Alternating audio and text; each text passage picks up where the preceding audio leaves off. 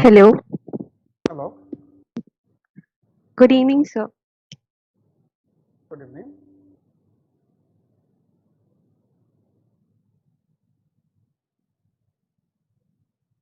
So we will be starting shortly. Mm-hmm. So is my screen visible like the PPT? Yes, sir, it's visible. Okay.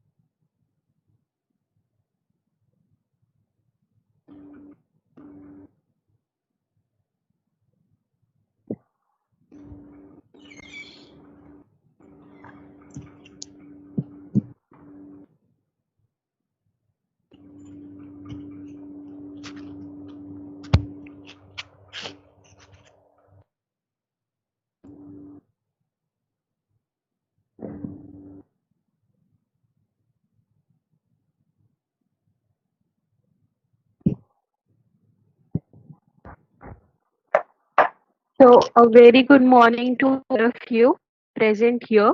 So, we have all gathered here or watching this video for the on the occasion of IEEE Day. So, why do we celebrate IEEE Day? What is actually IEEE? Let's start from there. IEEE Day is celebrated in the remembrance of the day when all the engineers worldwide and IEEE members gathered for the first time to share their technical ideas in 1884. So, to celebrate this day all over the world, organizations, local SBs, and institutions together collaborate with each other and introduce some technical ideas to reform the society. I IEEE has always been an organization which has always perceived towards the betterment of the society. So, in to appreciate the efforts of IEEE, we IEEE SB NIT Durgapur has hosted this event to introduce you to IEEE and what all benefit it has. Hello everyone, myself Khushi Bansal from IEEE SB NIT Durgapur. I'll be the moderator for this event. So, to introduce you to our first speaker, we have Professor Anirudh Chandra, who is currently an associate professor in the Department of Electronics and Communication Engineering at National Institute of Technology, Durgapur. Professor Anirudh has completed his BE, ME, and PhD from Jadavpur University, Kolkata. In 2011, he was also the visiting lecturer at the Asian Institute of Technology, Bangkok. From 2014 to 2016, he worked as a Marie Curie Fellow at Brno Institute University of Technology, Czech Republic. Dr. Chandra has published more than 80 research papers in therefore journals and peer-reviewed conferences. He is also a co-recipient of the Best Short Paper Award at IEEE VNC 2014 held in Paderborn, Germany, and has delivered a keynote lecture in IEEE MNC Apps in 2012 held in Bangalore, India. He is also currently our faculty advisor at IEEE SB NIT Durgapur. So who would have been more eligible to introduce us to the world of IEEE and tell us what all benefit IEEE has to serve us? So over to you. Thank you, Khushi, for the nice introduction. So probably we can now start our presentation for today. Yes, sir. Sir, one second. On the side note, everyone who has doubts during the presentation or the questions you want to ask, please send them in the chats in the YouTube comment section. We'll try and go through and answer each as many as possible. So please write your questions at the chat box. Thank you, sir. Thank you. So as Khushi said, this is going to be an interactive session, so don't feel shy.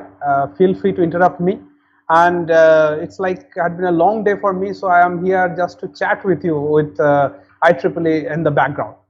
So today's topic of our discussion is centered around something like whether IEEE is for me. And as you see from the title screen, that I wanted to depict the dilemma of the BTech students. Like, you have a degree to complete, you have a lot of work like assignments, quizzes, courses, and so on.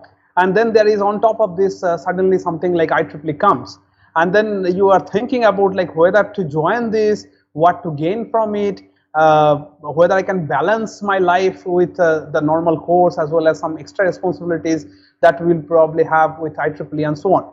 So let me discuss about those things a little bit, but from a personal experience point of view and from my experience with the students who had been associated with different stages of IEEE during this my entire career.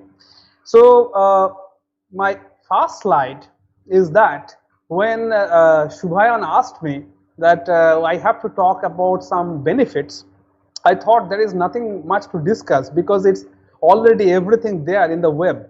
So if you go to the member benefits bulletin is a weekly blog which is updated by IEEE Spectrum, and I have given the link below. Don't worry, we can share the PPT later on, so you can probably correct the link as later as well.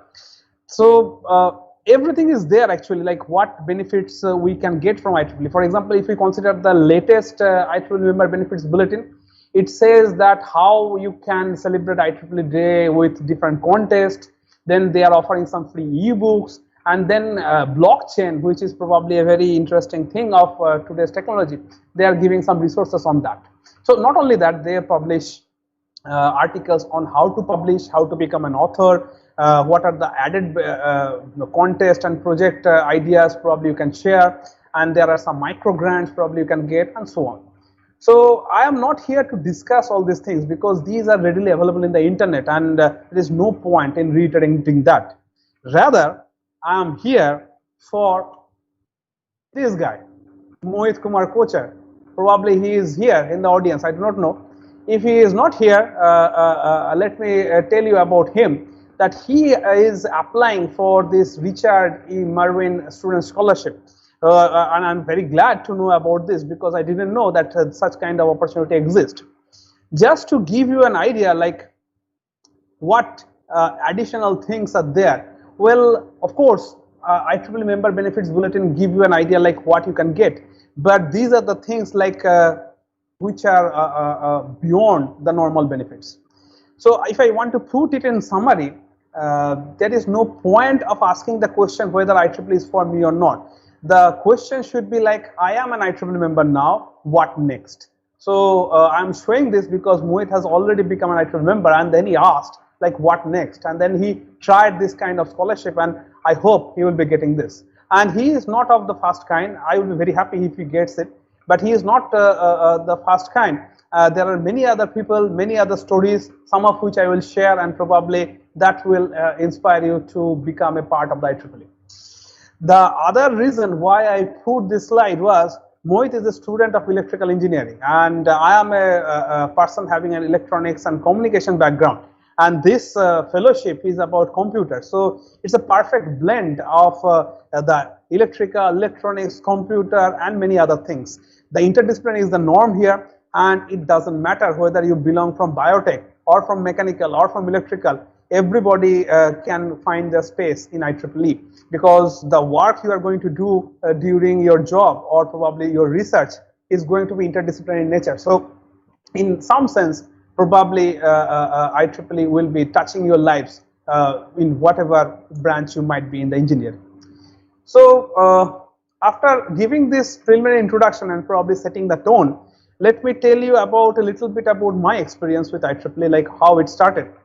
Well, of course, during our UG days, we didn't have this much exposure. But with that little exposure, probably I can tell you our journey, my journey specifically through IEEE. So it was in the year 1999, I got admission into an UG program. And as Khushi said, I was admitted into a program in Jadavpur University. And in the first year, there was a campaign by our senior students, and they said that come become a member of IEEE. It is going to benefit you. I didn't understand much, but it was something like at the time ragging was still a norm. So I thought it might be a part of the ragging or not. Let us abide by what the seniors said. Some of the students asked what are the benefits, and they described, but it was not very much clear to me. And then I thought that the money they are asking is not very big, so let us become a member, and then let's see what is in the store for me. After I become a member, then I got a magazine, a printed magazine delivered to my address, and it was IEEE Spectrum, and that was the first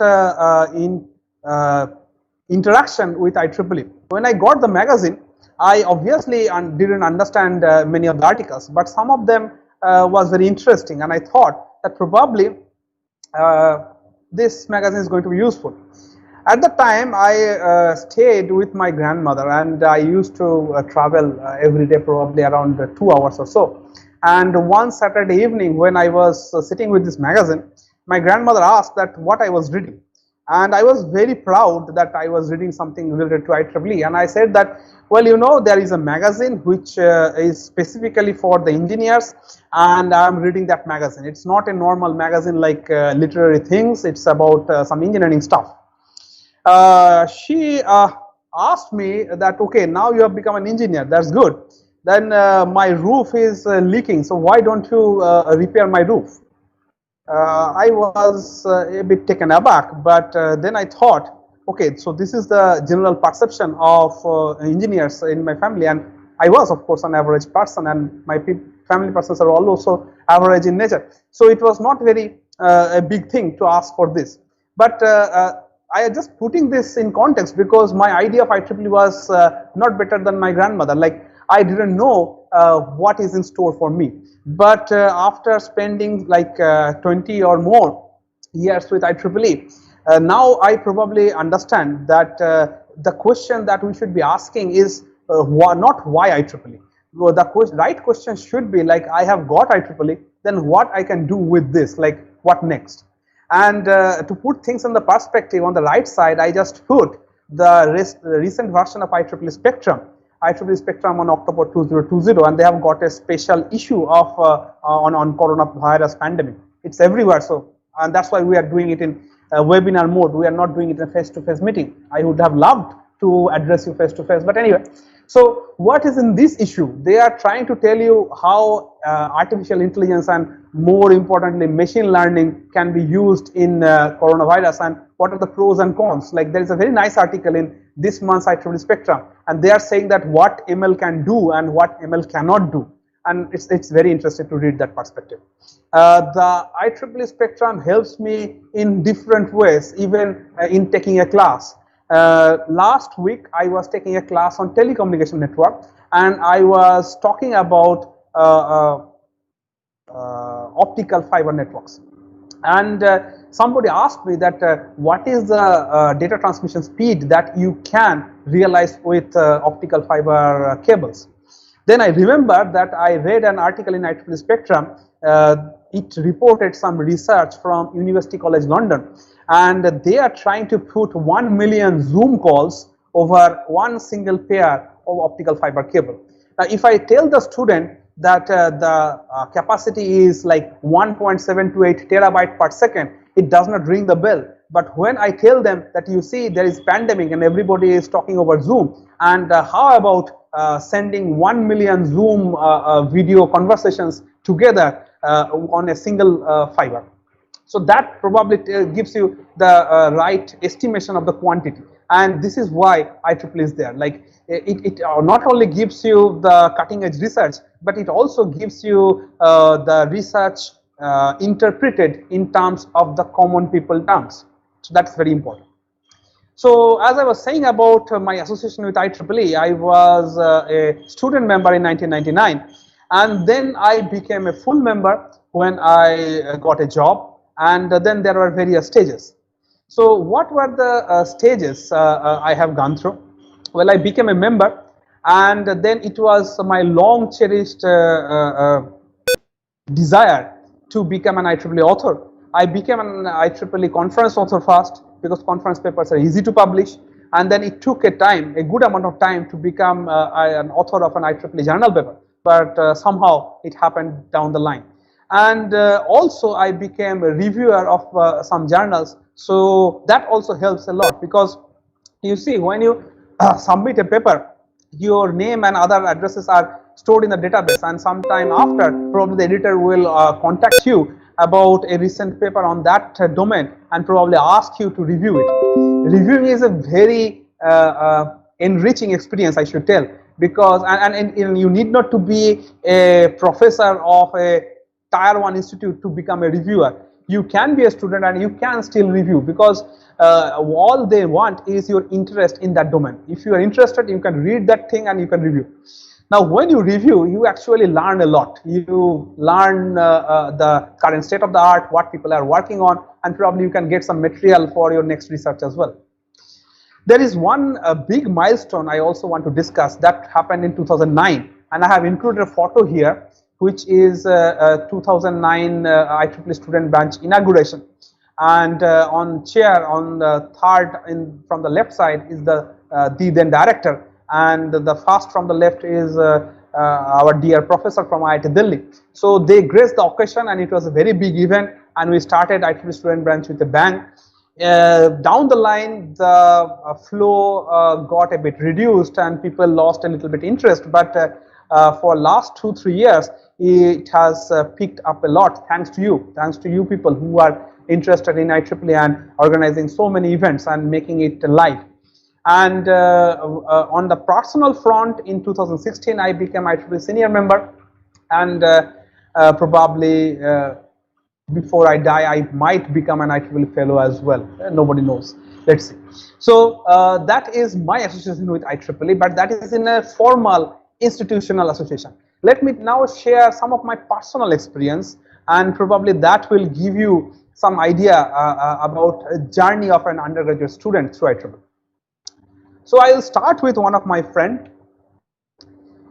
This was a slide I have showed 2 years back as well, but I could not resist to reuse the slide. So this is Kaushik. Kaushik was one of my batchmate in JU. He was called Rhino because he was having a bag which named Rhino. He was a very short, small guy, so he has no resemblance with rhinoceros, but still people called him. And he is a very studious kind of guy, of course. And one day I saw him, he was sitting under a tree. There's a famous tree in front of our ETC department in Jadavpur University. And he was sitting under the tree and he was reading something. And what he was reading was not familiar to us. It was neither a magazine nor a book. It was some printed pages. And when I asked him what you were reading, he said that I am reading an IEEE paper. It was kind of like a big surprise to us, like something like that exists, something like that a person can read, and more amazingly, like something like that can be understood by one of my batchmates. So I'm thankful to Kaushik, like he introduced the idea that something like an IEEE journal paper can be read. Then during time passed, and probably we also read a few such papers. But I still remember the first day when I saw those some printed pages with lots of equations and diagrams, and that was my first introduction with IEEE research paper. If you are wondering what Kaushik is doing now, well, he is now a faculty member at IISc, Indian Institute of Science, and where he is an assistant professor, soon going to be an associate. So I wish all the best to Kaushik. So inspired by Kaushik and many other people, we try to do many other things, and one thing that was hot topic at that time was image processing. Image processing is always hot, probably till now. And we approached one of our professors and asked him that can we work on some project. He gave us some project, and he said that let us do edge detection. Edge detection is a very common thing on image processing. Now probably you have routines written in Python, but at that time it was only MATLAB, so you have to write your own code, or you have to write in C, which is even harder.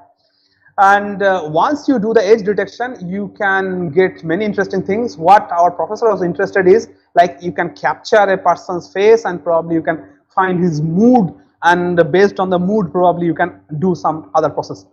So if the eyes are like wide, mouth is wide, and the person is smiling, then probably the person is happy. If the eyes are narrow and probably there are some curves on the forehead, then probably you are angry or you are tired, and so on.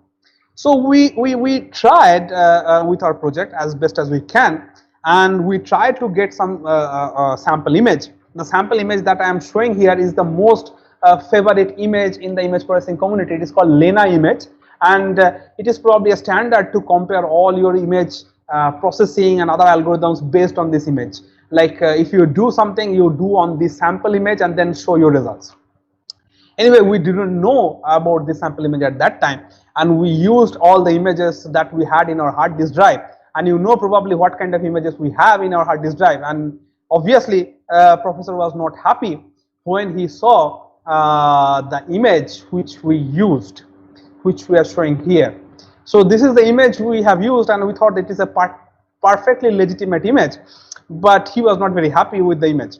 And later on I found that the Lena image is from a Playboy model. So I still am very much curious why our professor got angry when the whole world is happy with a Playboy image. Still a mystery to me.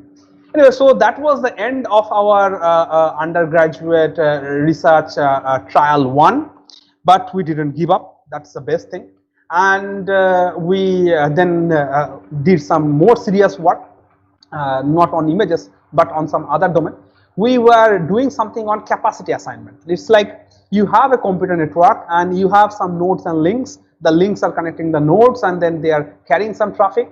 And what can be an optimal resource allocation problem, like what should be the optimal capacity of the links so that you can have a very good network with minimum latency, maximum flow, throughput, and so on. And it is during that time we read our first IEEE journal paper, actually, seriously. Like we read it, but we tried to understand and we tried to implement it. So the first step was like understand the paper, what is there, understand the results, appreciate the results, and try to imitate whatever they have done. So that is the first step of undergraduate research, which we understood by reading an IEEE journal paper. And that is still the case. Like if you are starting your research, you have to first understand the state of the art, get a good paper on that, understand what the authors have done, and try to replicate yourself. And that should be your first step of the research before doing something on your own. So this was the first interaction with IEEE journal paper, and then there was an interaction with IEEE conference. Well, during our time we didn't have access to much of the internet. So how we found information was like there were leaflets. Those leaflets were posted to our department, and those leaflets were put on a notice board. So when we had a free time, I used to see the leaflets, and one day I found there is an invitation for a conference paper which was in Kathmandu. Kathmandu was a very nice place, and as Bob Seger said, it's Kathmandu anyway. So I wanted to go to a conference which was an IEEE conference in Kathmandu. Of course, I have to write a paper for that, and we have some ideas. We have some ideas about cellular phone and other kind of things. It was like how the call come and how you can divert the call, and if the person moves when he's on the call, how you can address the situation, something like that. So we wrote a paper. Then of course we are students at that time. We didn't have enough fund to fly, so we got the Raxol Express, Mithila Express, went to Raxol and then crossed the border, got an overnight journey in a bus, and finally reached the Kathmandu. Now the point of the story is the process was again very much enriching, because that was the first time I was writing a paper. And when I was writing a paper, I understood what should be the parts of a paper, how I should write an introduction, what the title actually conveys. And that was the first time when I understood that when you write a paper, you are not writing for yourself, you are not showing off that you know this thing. Rather, you are trying to educate other people. And you have to keep in mind that when a person with minimum knowledge in your field reads the paper, he should be gaining something. So a paper should be written from the reader's point of view, not from writer's point of view. So that was my first idea of writing a paper. And the conference was again very interesting, because it was the conference where I met Professor U.B. Desai. Professor U.B. Desai is now director of IIT Hyderabad, and he's a very big shot in the academic field. But what amazed me during that conference was he gave a presentation, and the presentation was wow. Like I was amazed to see how a person can give a presentation. I learned, I tried to imitate, and later on, of course, I imitated many other presentations. And some people say that today my presentations are not that bad, and all the credit goes to these big people from which I learned a lot. So when you go to a conference, you not only present your paper, you meet other people, you see their art of doing the things, and that's a very interesting step on your career, research career, or probably presentation career. Even if you never go to academics or research, it doesn't matter. The experience of public speaking and the experience in explaining your concept to a wide knowledgeable audience and getting the feedback, the whole process is probably something very educative. So this is actually the first half of my discussion. Probably I have already crossed half of the time. So I just take a brief pause here, and I will invite any questions or any discussions that might be there for this time. So Khushi, are you there? Yes, sir. Okay, so do we have any questions till now? Okay, I can see the YouTube, and I do not know why the image is blurry. Okay, so there is nothing probably now we can probably address. So probably let us continue with the topic. Okay, Yes, sir. fine. So let me continue with the topic.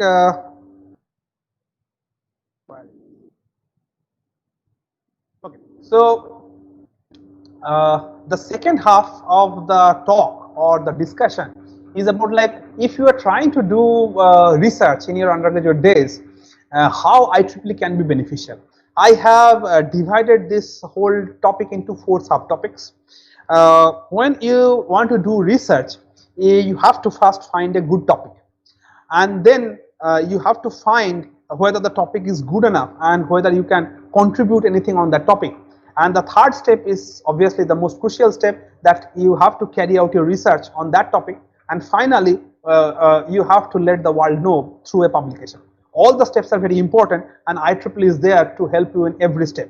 I will try to explain every step with the help of some real world examples from NIT Durgapur.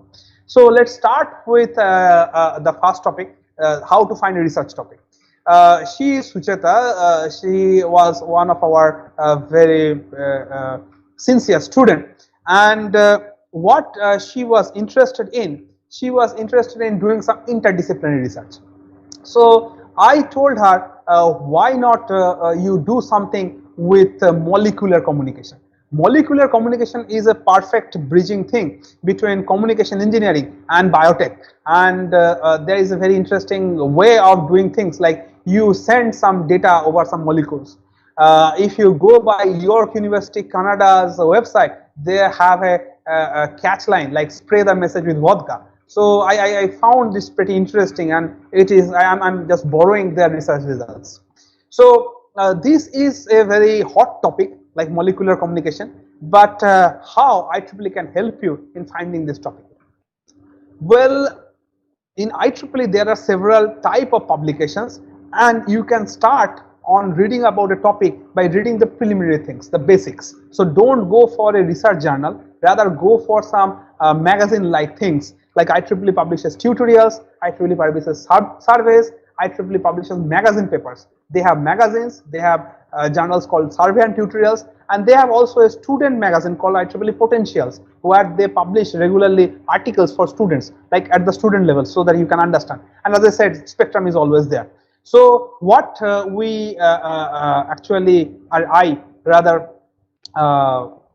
prescribed, Sujata, was this particular thing, IEEE CTN, Communication Technology News. That's a blog, and they have a special edition on March 2014, which was specially designed for molecular communication. So she gets all the stuff to start with. So she doesn't need to search Google Scholar or Scopus or some other search engines and probably find the basic level materials. They are all there combined by the IEEE Communication Society Technology News. So this is just one example how you can gather materials on a particular topic, and then probably you can pinpoint, say, 5-6 articles, and then probably you can read so that you have an understanding of the baseline.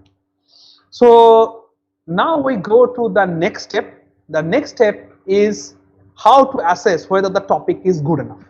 Here I want to give you an example of Abhishek, and I also mention the roll numbers every time, because you see he stands out, otherwise he was just a mere roll number. Abhishek, I know him by name because he was interested in something very out of the box. So I hope that everybody in this IEEE team member will not only be remembered by the roll numbers by us, by their names, because they will also think out of the box. So what Abhishek was asking me, that he is a student of biotech, and I was taking a course on open elective course, and he was a student of that open elective course, and he came to me and he said that can we do something on wireless energy transfer. I was surprised to know that a biotech student is interested in wireless power transfer, but that is actually the norm of today's engineering education.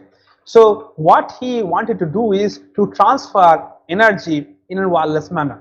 The technology is a little bit mature by now. Like, you have cell phones which can be wireless charged, you have electric vehicles which can be wirelessly charged, but can we do something in that domain?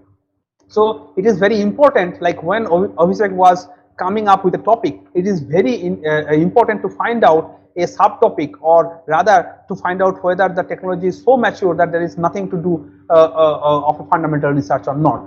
Now IEEE can help you also in this domain. Like, once you decide on a domain, if you want to know what is the state of the art and whether I can contribute or not, or what are the gaps in the technology, then IEEE can be a good source. Like, he then started reading IEEE papers, some advanced level papers, which he can find from the ResearchGate or Mendeley or Scopus or Google Scholar. There are many avenues, or he can directly go to IEEE Explore. So with IEEE, he can find out whether the topic is good enough or not, because if you find that in last 2 or 3 years some recent research papers are being published on that topic, then you know that topic is still alive, and IEEE gives a stamp that if it is published by IEEE, then you know that the topic is still good enough.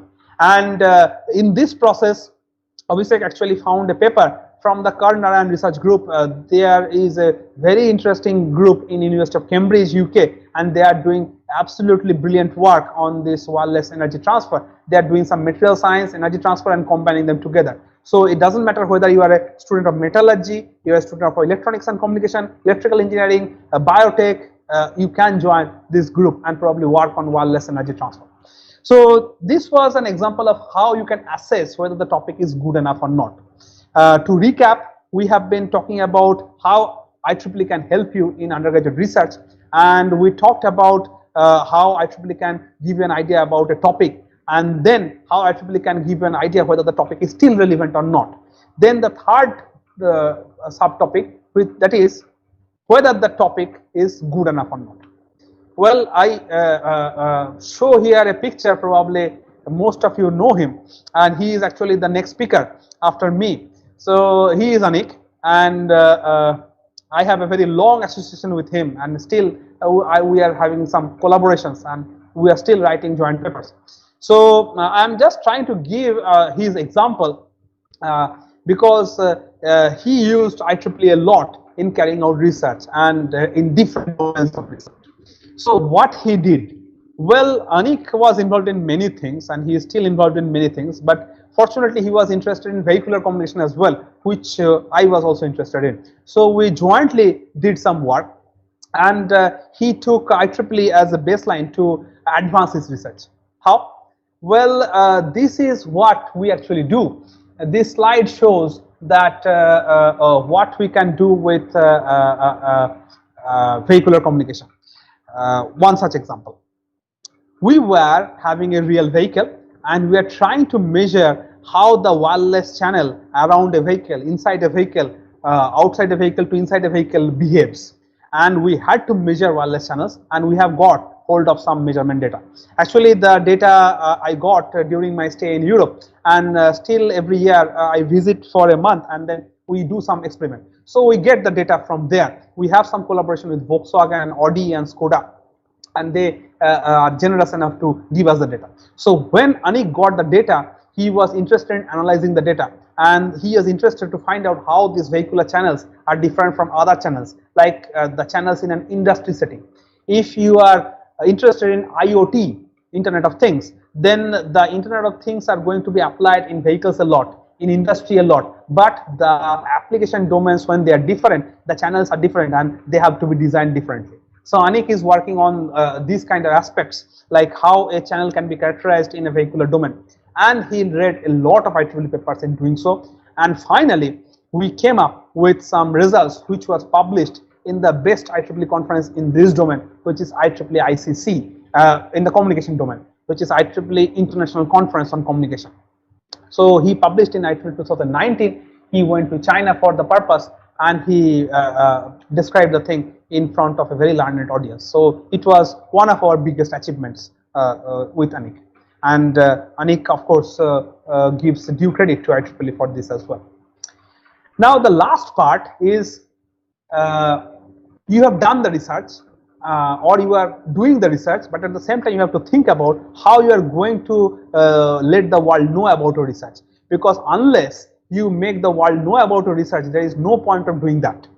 It's not about bragging, it's about making the scientific community aware of your thing. And when you make it aware, actually you get a lot of feedback. Sometimes the feedbacks are not nice, like they might hurt your ego a lot. You might have got a lot of rejection, and that is a very common thing. We also have got a lot of rejections, but when you read those rejections, then you probably get a feedback like what extra thing you need to do, what else you have to think about, and that gives enough material for next step of research. So while you are doing some research, I do not know about the level of your work right now. You might be probably searching for a topic, probably you have got a topic and you are assessing how good it is, you are doing some survey, or you are in the third stage like doing the actual research, or maybe you're in the fourth stage like writing a paper. But writing a paper is a very, very long process. We did some workshops on writing a paper alone. Now let me try to give again another example, and let me try to explain like this subtopic, let the world know. Well, another example of our former student Ushashi. Ushashi is a batchmate of Anik. I asked some funny pictures from all of the students, but this is the funniest thing Ushashi can think about. She is a little reserved. So this is the most informal picture she can think of. Anyway, so Ushashi is now in UCLA, University of California at Los Angeles, pursuing her masters, and she is doing fantastic work there as well. So what Ushashi did was, like, Ushashi not only wrote a paper, but also she participated in big events quite early in her career. In her third year, she went to ICC 2018. We are very fortunate that we had representatives at ICC in 2018 and 2019. 2020 was like very confusing because of this thing. We hope we can send something in 2021. So in 2018, Ushashi went in Kansas in USA, and she actually got a travel grant. The travel grant was 1,500 for the travel and 800 for the registration, but the money is not the big thing. And she spoke in the WISE thing, that is Women in Communication Engineering. The most important thing is she presented her work before the best knowledgeable audience in the world.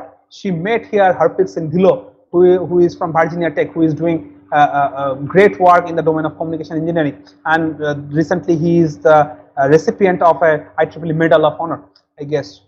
I don't remember what medal, but he was the recipient. Ushashi also met Robert Heath there, and Robert Heath is actually the pioneer in millimeter wave networking, which we are currently working on. So with these examples, I just end today's discussion. I have been talking for so long. It will be nice to ask something from you. So here we end. So thank you for everything, and I'm very sleepy today because I have been going through 3 classes. But if you are not sleeping, then thank you for that. So if you want to know more about it, like what we are interested in, there is a web address, which is my personal web address. You can also go to our NIT DGP web link, and you can always email me if you want to know more. So with this, I just finish my presentation, and then probably we can go back to the question and answer session.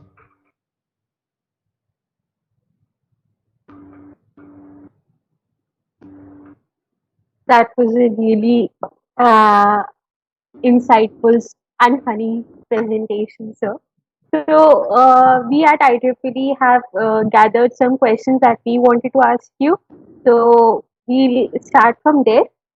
Sure. So first of all, one of our members wanted to ask you a question. When did you make the decision of pursuing higher studies after your undergrad? When? When and why? Okay. So if I want to be frank, because I have been frank throughout, so let me be frank. It was in third year, and it was a rainy afternoon, and I had a class on communication engineering. And after the class, everybody left the class, and there was a nice Gaussian curve drawn on the blackboard. And when everybody left, I was still there in the class. I liked that class. And then when everybody left, I went onto the dais and I hold the chalk, and I was looking at the blackboard, and I thought that someday I will be drawing a Gaussian curve on the blackboard, and probably I will be teaching communication engineering to some people. Fortunately, the thing came true, and actually yesterday I draw a Gaussian curve while I was teaching the third year students. So that was the flash of the moment when I thought that actually every time you think about a decision, it comes in a flash of the moment. And when it came to my mind, there were some personal constraints, like everybody comes for engineering for a job and they want a quick job. There are many constraints behind them. So I asked my family members that if I join higher studies, I will be getting, at the time the scholarship amount was 5,000. So I will be getting 5,000. I can manage my expenses, and probably I can give back to home around 2,000. Will it be good enough? And they said that it will be good enough. So when I got a nod from my family members, well, if you put in perspective, I got the first job offer from Infosys, and they were offering something around 20,000 per month or so. So when you are accepting an offer four times low, you have to be probably have some conviction behind yourself. So when I got the support from my family, it was a big deal. So when I got support from my family, and I went for the higher studies, and actually it was after masters I got this job. So I did my PhD while I was balancing my job and doing the teaching, because at that time you can get a teaching job after your masters as well. But this time the family was not that much supportive, because when I got a teaching job, I also got a PhD offer somewhere in some IITs and some other places. But at that time my then girlfriend and now my wife was not very happy about the decision, because if I go for a PhD, it is like 4, 5, 6, God knows how many years, and the whole plan of wedding and everything, it gets to be shelved. So and there was also another thing, that is, I come from a caste which is not matching with my wife's caste. I don't exactly remember what was the difference or something like that. But in order to pursue all the family members, I needed something very strong reason for my candidature. Like they should accept me as a potential candidate. The acceptance was like, if I have a job offer, and that too in a government institution, that gives a big stamp. So that's how I like landed on the job. But somehow I managed PhD with this. And then I had like a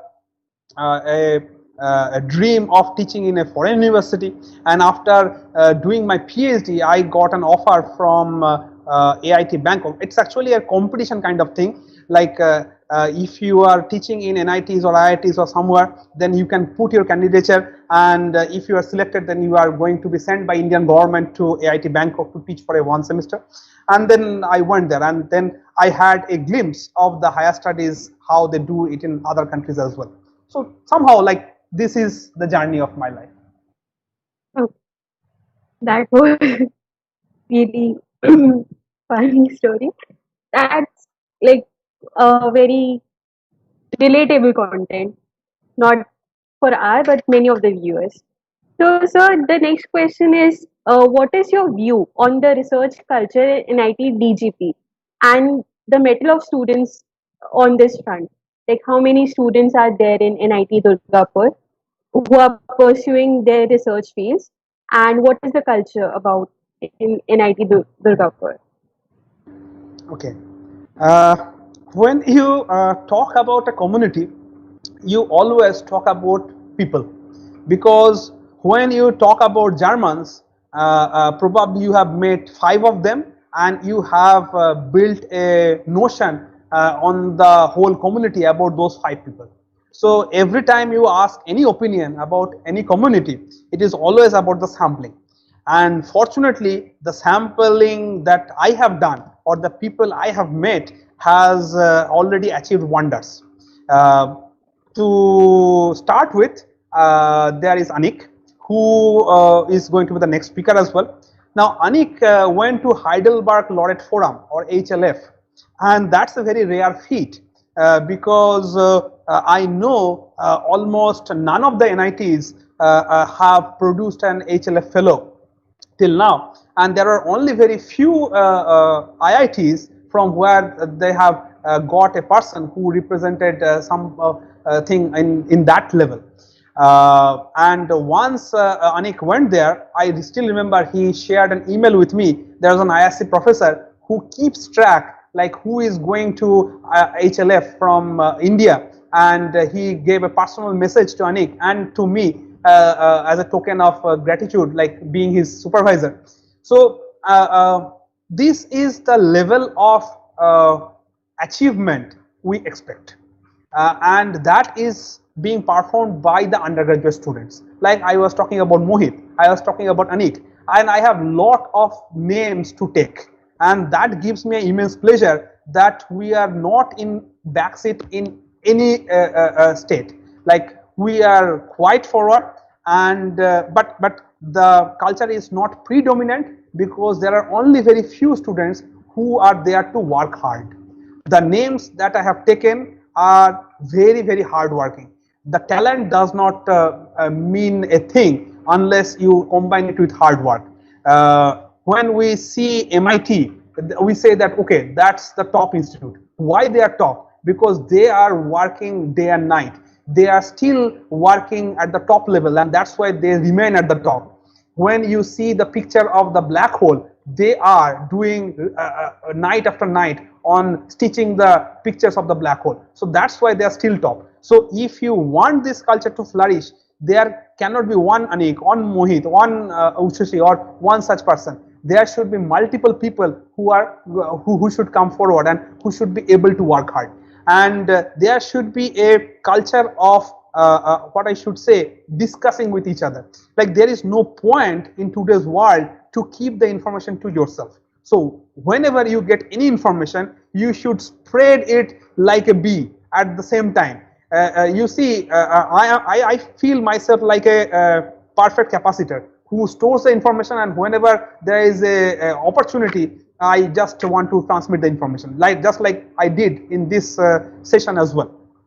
So when you transmit the information, like suppose Mohit is telling that there is a fellowship like Edwin, Ed Marvin or something like that, then other people will tell him that have you applied for this? I have got this. So when you exchange the information among yourself and everybody is trying to work hard, their frequencies will match, and probably we are going to get many more names.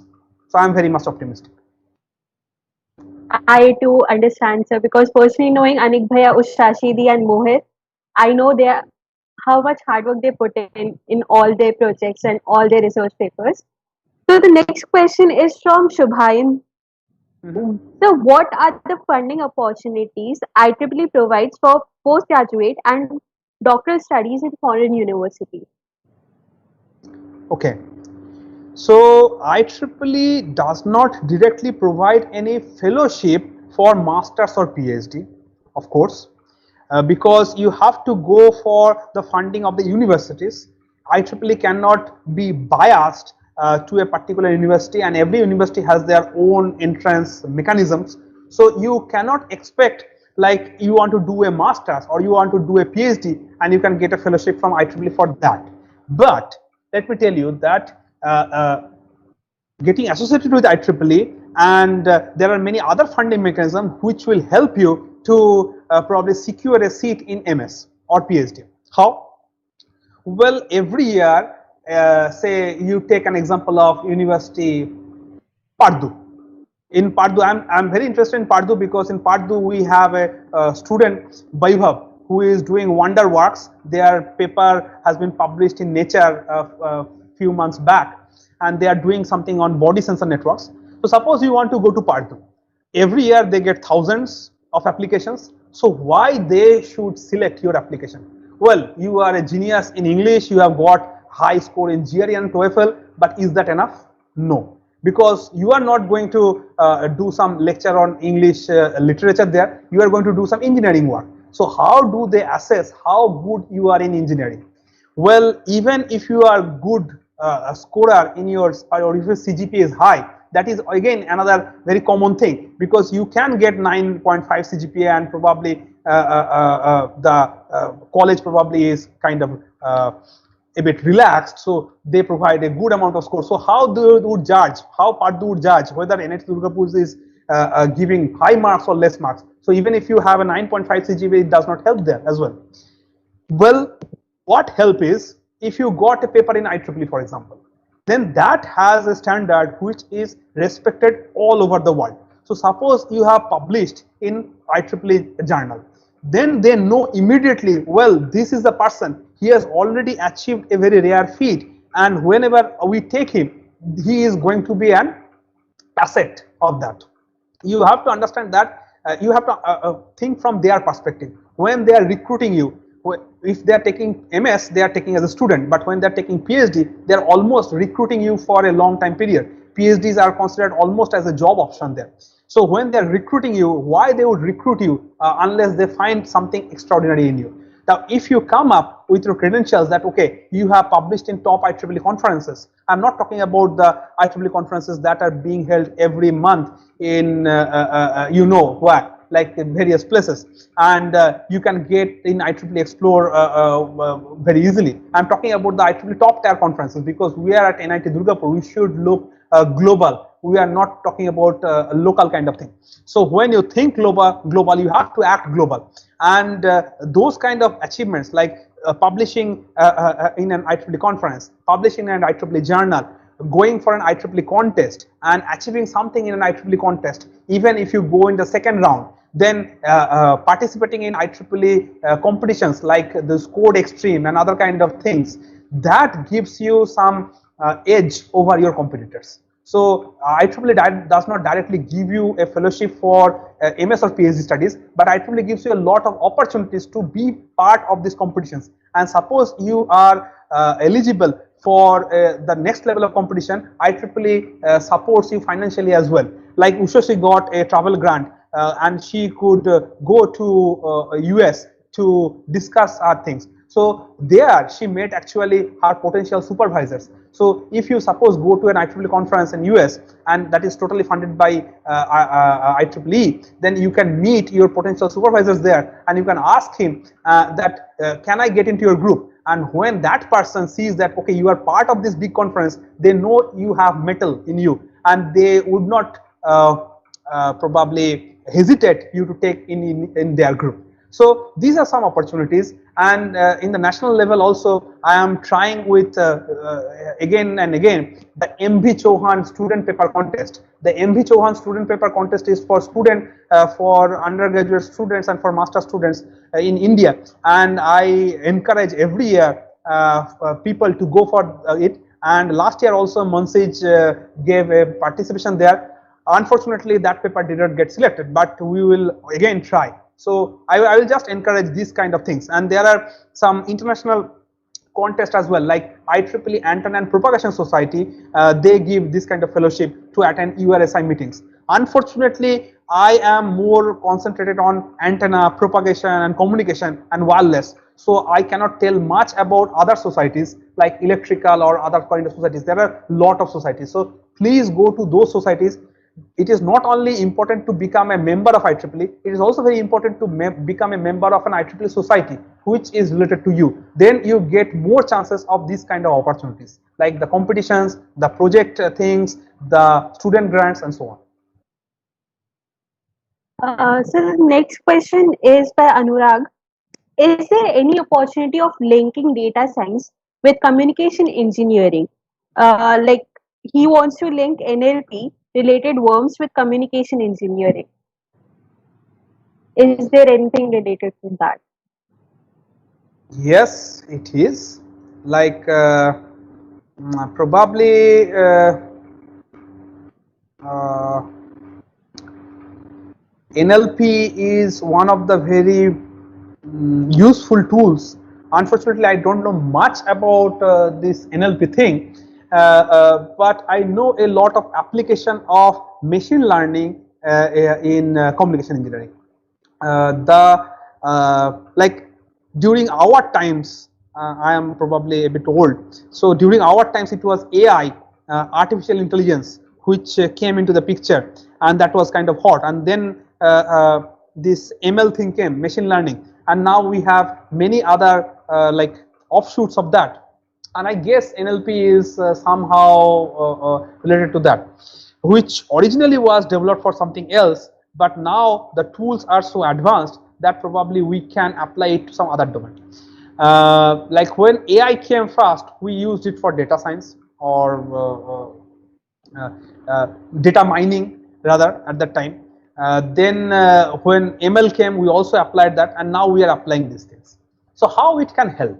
Well, I am a person who deal with vehicular communication, and in vehicular communication domain, a very hot topic in today's world is automated driving. And automated driving pilot tests are being conducted in various cities around the world. I think there is already in Los Angeles, there are some parts where you can hire a driverless car. Then there has been facilities in Korea and in some other countries where you have tracks where you can have driverless cars. But when you have driverless cars, the cars have to exchange a lot of data among themselves. And when you have a lot of data to communicate among themselves, it is very important to find the useful data for a particular situation. Now, when you have a lot of data and you want to mark some data out of that lot of data, the machine learning approaches can be quite useful. I cannot tell in more general terms here. I have to be very specific in terms, which I don't want to because we have a lot of other audience. So I would probably ask Anurag to meet me once, or at this time it is not probably possible, but so call me once and then probably we can talk more about it. So the next question is like IEEE volunteers. What is the role of volunteering in a student's life, or how does it affect uh, in a student's career, according to you? Well, the biggest achievement I think is not writing that status on your CV, rather than the experience that you gain while going through the process. When you are volunteering for an event, of course your soft skills get polished. That is a separate thing, like that will help in organizing any event. But when you are doing it in IEEE, you are doing it in you are doing it in global scale. Just yesterday, I was talking to Shubhayan about an opportunity. There is a one professor. Actually, Khushi, I'm sorry, I am not giving you concrete answers in general No, terms. sir. So we can Always give understand. you personal experiences, right? So I'm just giving you personal experience because it feels more real and it is easier for me to talk in a chat like manner. So yesterday or day before yesterday, I got an invitation from Professor Celia Shahnaz. Celia Shahnaz is an professor in Bangladesh. I don't remember the university, and she is probably going to be the IEEE Region 10 director. So she is going to hold a very big position.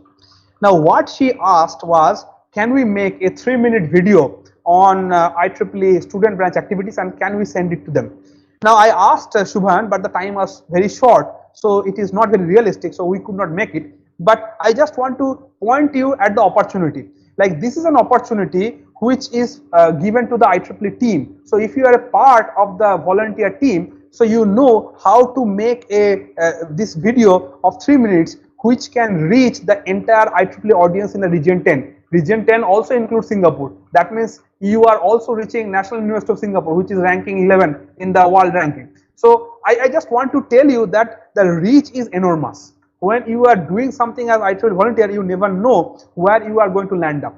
And through this open forum, I also remind you once again that whatever activity you do, please report it in the IEEE newsletter. There is an Indian newsletter, there is a Region 10 newsletter. We have already published in Indian newsletter, and we can send our entries to those newsletter as well. So this increases the visibility of NIT Durgapur. This increases the visibility of the student branch, and as a writer, your name is also visible to the entire range.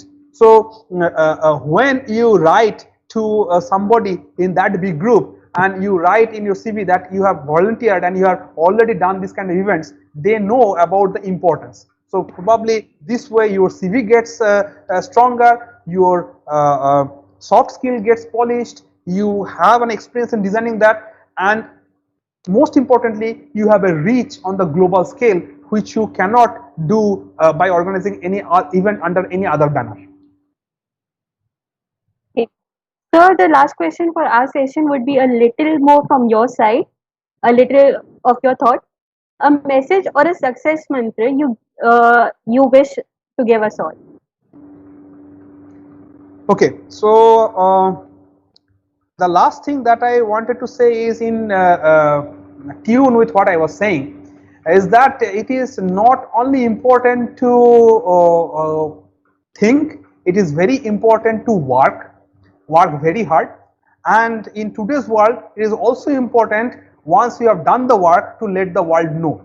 So it's like you think something, and with double effort you work on that, and with triple effort you advertise that, and that is true for the IEEE activities as well, and that will probably push your career, push the IEEE student branch NIT Durgapur, and will make NIT Durgapur as a mark. Like next time when I go to a conference, I will be very happy to meet a professor from US, and he will be saying that you are from NIT Durgapur, I have a student working from that place, so I know about your institution. That feels great. I have had this experience once or twice. I want to have this experience always. So with this, I just want to conclude.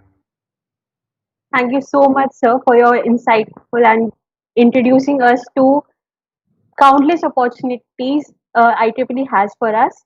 I guess viewers have been a little more excited about getting an IEEE member and have a little knowledge about what IEEE does. Thank you so much, sir, for giving us your time. Thank you. It was very nice talking to you.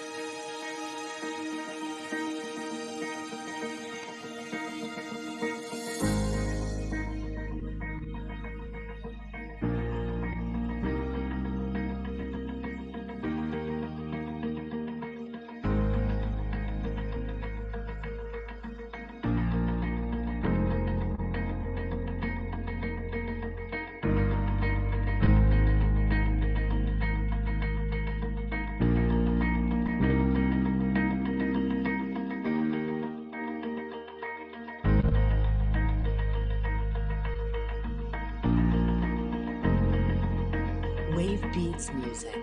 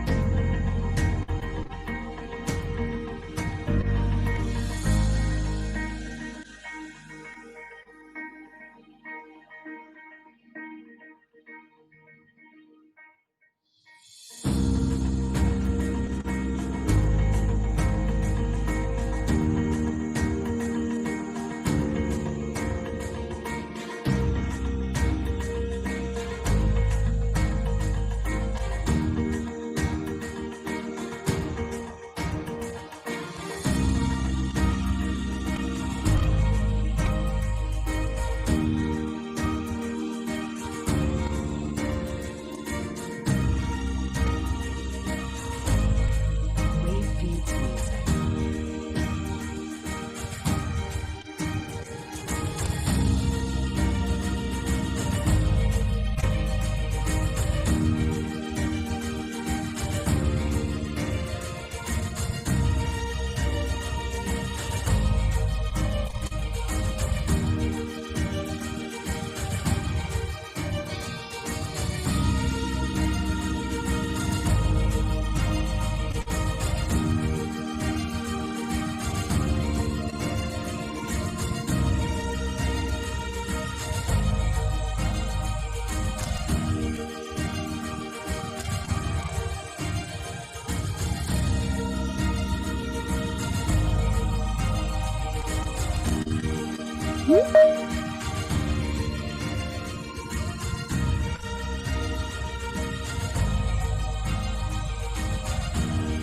Wave beats music.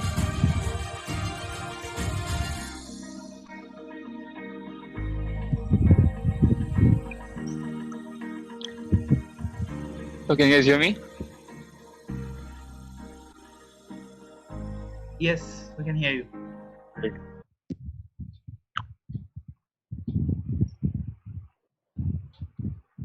I'll try sharing my screen now, just to be sure. Anurag, Yeah, I can get your voice. yes.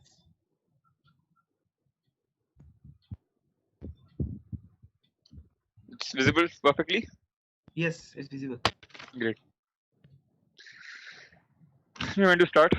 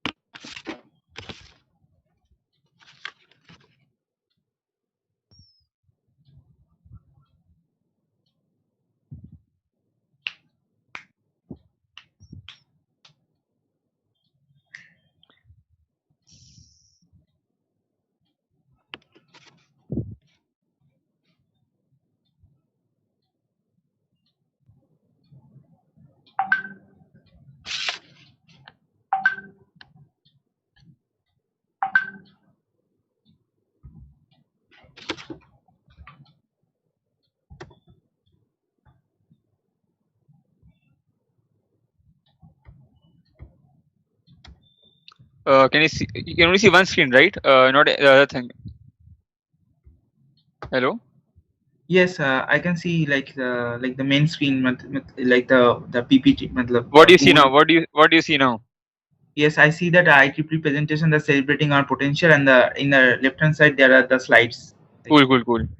Because if I open some other tab, I don't want to see. I don't want to see that. Yes. I was watching Doctor House right now. So is the recording on? Not yet. No. Fine. So I talked to Subhan, and he told that at 5:15 will begin. Great. So we can say stupid shit right now. Oh, And how are you guys? Khushi, I see Khushi. I see Dhruv. How are you guys? going fine. Surviving the pandemic. Are they here? Khushi and Dhruv? Yes, I am Dhruvajyoti. I am speaking. ये Dhruvajyoti, your voice is quite similar like अनुराग. हाँ भैया. यार game हुआ नहीं थी बात तो फिर उसका अमंग अस का तुम लोग गायब हो गए फिर. आज खेलते हैं. हाँ प्लीज प्लीज आज खेलते हैं. वो फोटो सर को दिया था एक बार, गलती हो गई दे के, तो हर जगह पे डाल देते हैं. It's live. It's It's live. live? Okay, fine. The whole presentation is live. My voice is live? Yes. All right.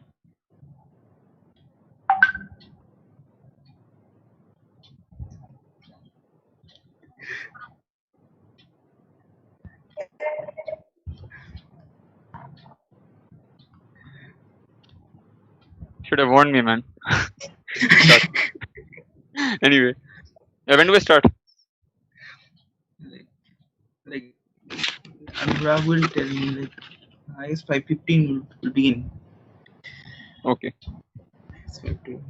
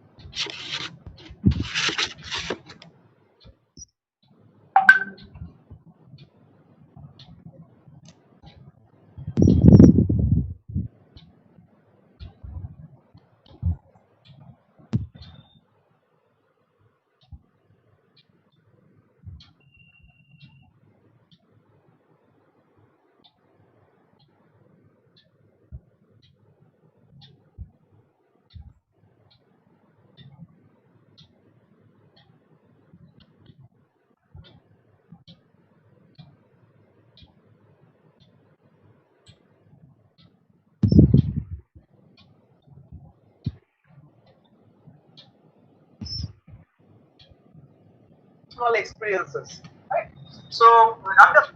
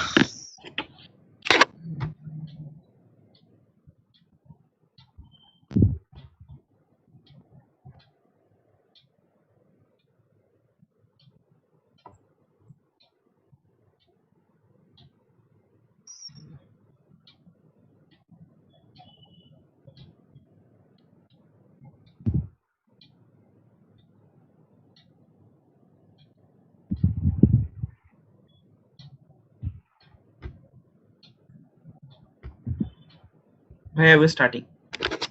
All right. Welcome everyone. Thank you for joining us for today's discussion. I, Dhruvajyoti Kumar from IEEE SB NIT. Should you take an IEEE membership? This is the final thing I'm talking on after taking the questions up. So I'll begin with the first thing. Who am I?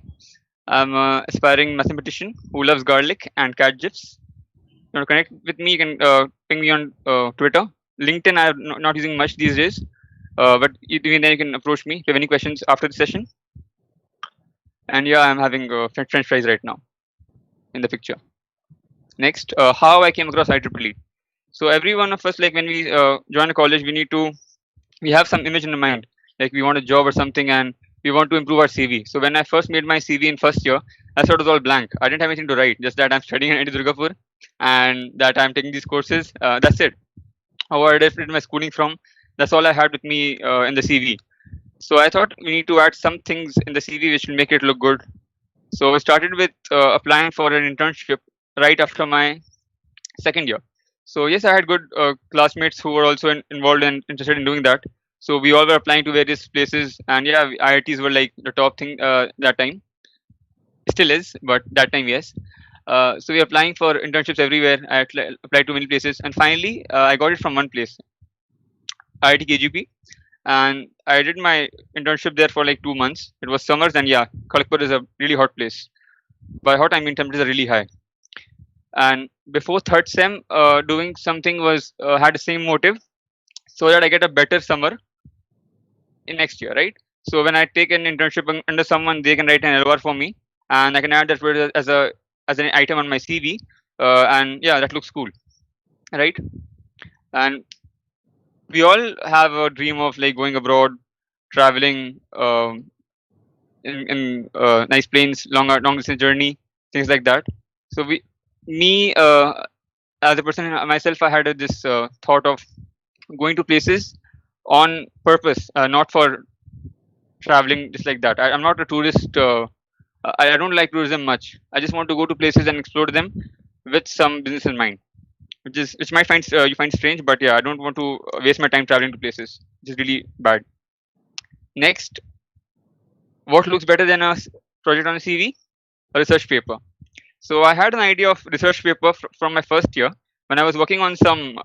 So basically, I had an idea to. I knew that an image is made up of pixels, right? A 2D pixels. It's like a 2D array.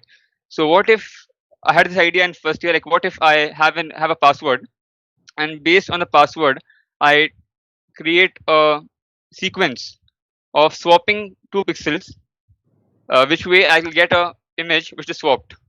Pixels are swapped. So I worked on this thing. I call it image shuffling, and I submitted it in a conference just by myself. I wrote a paper. If you see that paper right now, you'll just laugh. It's really funny. Uh, so I submitted that paper, and the conference was in Israel, and the response I got from the reviewers was really funny. Not funny, like very encouraging, saying, "I do not see how in near future or ever in my life this paper will be accepted." I'm like, okay, this is nice. This is a nice challenge for me. So I kept it aside for some time. Then I made my code open source on GitHub, and then I got some people to work on it along with me. So I made small issues on GitHub. So like also going back to it, before starting research, I was an open source enthusiast, and I still am. So when I publish a paper, I release my code open source for others to use. So that's the point of research, like letting the world know about your own research. That's like what Chandra sir talked about. Yeah. So I kept that challenge aside, and I started working on applications for the internships in my before my third semester summer, and I got it there. I worked on a topic of UAVs and path planning and things like that, and I came to know about something like IEEE transactions. It's not monetary transactions, no, it's not Paytm or GPay. It's transactions means what is going on. That's the meaning of what's transaction, what's going on currently in research. So the top research papers go into IEEE transactions in this field. Also ACM, but that's mostly with computer science. IEEE focuses on electronics, electrical, computers altogether, like the trio, the holy trinity, you can call it. So yeah, I came across this IEEE thing, and I tried to write a research paper in the short 2 months. The first month, I did not do any research at IIT KGP. I was making a website because they thought I was a second year guy, so I don't know what research is, and of course I didn't know, and I still don't know what research is. But yeah, I started my research in the last 1 month, and we finished a paper by the end of that year, and it got submitted. Many places got rejections. Finally, it got a conference paper. So yeah, so IEEE journal is good only if it is accepted in an IEEE journal or conference. Question mark. See, I'm not claiming this. It might be true, might not be true. There are many other avenues like ACM apart from IEEE, and there's Nature, of course, which is really competitive and prestigious. But for a person, so I used to think that you have to be a genius to write research papers. But after I wrote one, I was like, no, you don't need to be a genius. You can do it. It's anything normal. So this is my association. The beginning of my association at IEEE. So when I submitted the paper, I was not a member then. Then I found out that there are IEEE societies. When I was searching for IEEE, I got to know there are IEEE societies, and you can join them, and you can have your own branch in the institute. When I came back from KGP, I started searching for institute, IEEE student branch in our college, and sadly there was none. I mean, it used to exist, and there were some numbers that we tried calling up, and they all were like dead numbers. So I thought, okay, the branch was there, now it's dead. So it was upon us to revive it, but then I didn't have the energy to do it, and I let it be. And then is when I met AC sir after my in my third semester for a project, and it was one of the, how do I say, it's like a very important incident in my life. That if I hadn't met Professor Chandra, who was already an IEEE activist, I'll say, an IEEE activist, I wouldn't know about IEEE like this and become passionate as I am today. So how about how this entire thing started? How did you revive the SB in our NITD? Yeah, so NITD, let's use NITD. D is for Durgapur, not Delhi. We have the license over that. So I had at a meeting. One evening, one of my friends, Anurag Manna, he was going for a meeting, and I was just met him on the road. I asked him where are you going. He said I'm going for a meeting, and I knew he didn't have any affiliations or something for a meeting. So I'm like, which meeting? He said we are starting an IEEE branch here, and I was shocked that nobody told me about it. I was searching for it earlier, so I do research, you know. I told him, and then I joined him to the meeting, and it was quite like creating an occult society that very few people knew about it, and they already knew who will be the a treasurer so that he can, and things like that. So, but when we had the meeting, we decided that it will not be a secret society. We'll try to keep it open, but then we had to make it closed society for the beginning so that things are in good motion and nobody hampers it. Like you have competition inside the institute itself, right? Let me see the time so that I'm not going very fast. Right now it's 25. I spent around 10 minutes on this. Yeah, I'm going good. So we had the meeting and then we had to plan an event. So how do we plan an event which is very generic and we can attract all the people from university irrespective of their departments, right? So we thought of having the same kind of event we're having today, but with slight focus on research than IEEE. And we called it Demystifying the World of Research. And we still have some slides from there. I remember Professor Chandra telling me about his past students there. It's quite inspiring. And right after that, and that was at the end of our third year, I think. Yeah, at the end of our third year, we did that event. And so we became, I became the chair sometime towards the end of my third year. And from the final year onwards, we took charge completely. And I had a great team to begin with. IEEE was revived thanks to the team which we had. And I'll share that photo in some time. I don't know how many of them are watching this right now, but thank you again for being together. Next is we had more events. We planned a series of events. We took in more people. We managed more people. We did mentoring. So one thing I'll tell you might come as shocking that I did not speak much before IEEE started. And I had some stage fright and things like that. The first time I spoke was in an open source event at IIT itself in January, following which IEEE was formed somewhere around in March, I think, the same year. And students steadily kept on talking more and more in the events. And that's how I gained some confidence. And now I don't really get scared if I go on a stage. So I owe this to IEEE, of course. And best part about IEEE itself is the faculty advisors we had are very supportive. Professor Chandra was one of our advisors there. And then we had Professor N.K. Roy from WE department. So it was a good mix of WE and EC then. And I think it still is the same setup. So yeah, we had more people coming in. We had more diverse events. We tried to collaborate with other clubs in the college. We had quiz events. We had robotics events. We had AI seminars and things like that. So IEEE, I can claim it right now that it was one of the most active clubs in terms of monthly activities throughout the year. Because other clubs just they have fest sometimes and they are very active in that 1 or 2 months, and so they're sleeping. No offense to them, but that's how it is. And IEEE, on the other hand, kept on having events, and my juniors were like fed up of me. They're like, "Bhaiya, aur kya karenge aap kam hum log se? Like, how much more will you make us work?" And I'm sorry to my juniors for that, but we had to do that to make IEEE at the place where it is right now. and so that we are having this event today. Next comes the barbecue and the farewell. So yeah, we had a barbecue. It must come as a shock that I'm talking about it here, but it was also one of our ideas to have a good bonding with our new incoming members. And in the end, we had a farewell, and we said goodbye. This was my association with IEEE SB. I cannot make it more detailed because it'll take 1 day, 2 days. The story won't be over. It was 1 year worth of experience, right? But yeah, it made me. So what IEEE has done for me as a person, I think it was a question to Isi, so like how it helps you as a volunteering. So one thing I'll tell you, volunteering is in itself is very challenging and gives you confidence. Second is it makes you help speak without any hesitation, and third is you get to network with people and you get to exchange ideas and agree at some topics, disagree on some points, and that's how you learn to be a mature person, right? You have to agree and disagree, you have to fight, you have to resolve it. So this all happened when we were in the club, and it was a very unique and beautiful experience for me. And if you join the SB or if you join the IEEE membership and the societies and be active, volunteer, and participate in the meetings, it will be the same for you. The time again. Is it buffering? I'll be back in one moment. Is it buffering right now? No, I guess. So it's all fine, right?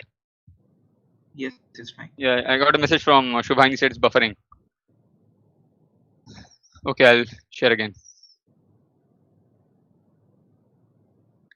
So the farewell, and this is a picture of our founding members. So I'll take the names from beginning. Can you see my cursor by any chance? Or no?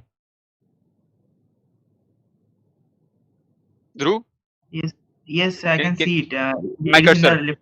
Yes, I can see it. Okay, fine. Hmm. So starting with, I'll take the names. This is Tanya. This is Madhurima. This is Sankalita. This is me. This is Ushashi. This is Jeet. This is Aranamanna, the guy I caught going to a meeting and I hijacked him. Then we have Neeraj. We have Akash. We have Arindam. And there's this guy sneaking very creepily from the back. He's Soham. These are the founding members or reviving members as such for IEEE SB. We were dormant for quite few years. Now I come to the second part of my slide, which is UG research a myth? I would say no, but also yes. No, in the sense that the scope of a UG researcher is quite limited. You cannot do a research on your own. You can't define the problem statement on your own and then find the results and solution to that. So it's the duty of the supervisor. The supervisor here being your mentor, whom you find as soon as you get a chance. So in my case, it was AC sir. You find a supervisor who defines the problem statement. He assigns chunk of the problem and tells you what X is and what Y should be like, right? So he tells you what the inputs are, what the data is available, and what we want to do with it. But he won't tell you how to do it. So this figuring out how to do it is upon you. As I said, you have to find the function in y equals to f of x. Of course, it's not mathematical always. It can be any domain, but this black box, which is f, is your brain, and you have to find a solution for that. That's it. And in terms of research, this can qualify as a research for sure for the beginners. But when you proceed and you progress, you'll see that research is a lot more than that. You have to find flaws in other people's paper, and you try to improve that. That's when you actually understand what research is. But for now, the guy here will be doing that for you. So you need to only focus on this part so that you learn the process. You learn how to write algorithms. You learn how to program in Python or MATLAB. You learn how to get the results.